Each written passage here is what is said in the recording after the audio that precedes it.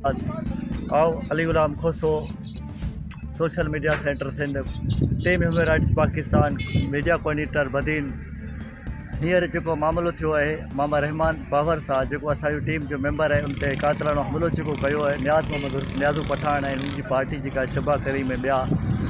असीं पुरज़ोर मुतालबो था कयूं ऐं असीं रोड जुडो टू टंडो बागो रोड ते बीठा आहियूं धरणो असांजो जारी आहे असां सां नाजाइज़ी थी असांजे मेंबरनि सां ऐं इरल मेंबरनि सां असीं कहिड़े कानून जी पासदारी चाहियूं था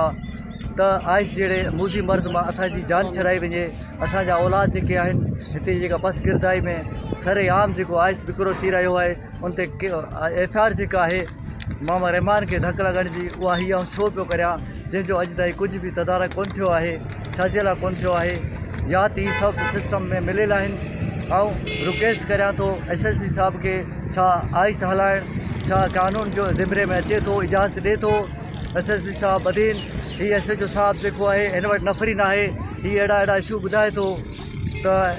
हुन सां को कंप्रोमाइज़ करियो छा असीं आइस जहिड़े नशे ते या ॿियनि शयुनि ते असीं कंप्रोमाइज़ कयूं असांजो ज़मीर जेको आहे असांखे मलामत करे थो इहे शयूं जेके आहिनि असांखे मंज़ूर न आहिनि इहे ग़लति आहिनि असीं मुतालबो इहो था करियूं IG Sindh Ghulam Nabi Memon Sahib धारेजो Sahib DIG Hyderabad SSP Badin Sahib and SHO Tando बागो एंड DSP टंडो बागो SHO ॾेई आइस माफ़िया ख़िलाफ़ जल्द खां जल्द एक्शन खणी उन्हनि खे गिरफ़्तार कयो वञे असां FIR जो मतिलबु इहो त न आहे त तुंहिंजी पुलिस उन्हनि जी सपोर्ट में वञी करे जेका कोर्टनि में हुनजी ज़मानत ताईं हुनजा शोटियूं ठाराइण ताईं हुन सां गॾु आहे हुनजा नाला कोन पियो खणा इन जे करे त पुलिस पार्टी जेका हिकिड़ी इज़त रखी रहियो आहियां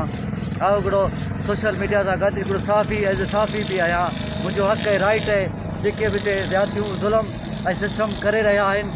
उहे सरेआम ऐं पधरा आहिनि हर कंहिंजो औलाद जो मसइलो आहे हीअ आइस जहिड़ी मूज़ी मर्द मां हिते जान छॾाई वञे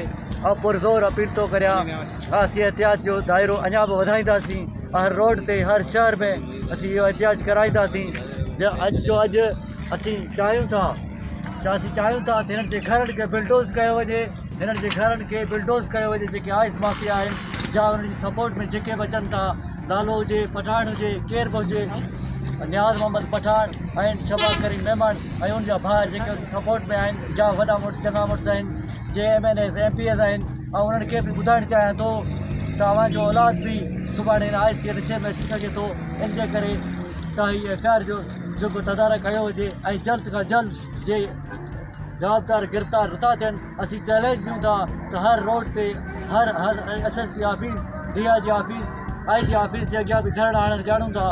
असांजो राइट आहे जे असीं ग़लति आहियूं त असांखे FIR कटी वञे जे असीं राइट ते आहियूं त हीअ जेके नामीनेट आहिनि हिन खे जल्द खां जल्द बिल्कुलु गिरफ़्तार करे हिन जे घरनि खे बिल्डोज़ कयो वञे जीअं सिंध जीअं Pakistan team human rights Pakistan media coordinator Badin Ali Ghulam खोसो।